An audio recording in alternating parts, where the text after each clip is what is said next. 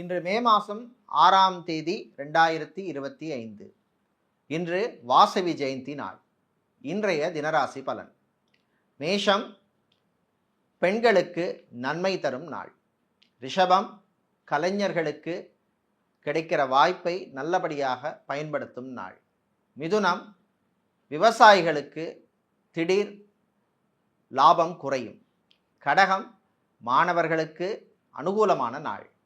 சிம்மம் உத்தியோகத்தில் இடமாற்றம் அல்லது பொறுப்பு மாற்றம் வந்து சேரும். கன்னி தம்பதிகளிடையே மகிழ்ச்சியான நாள்.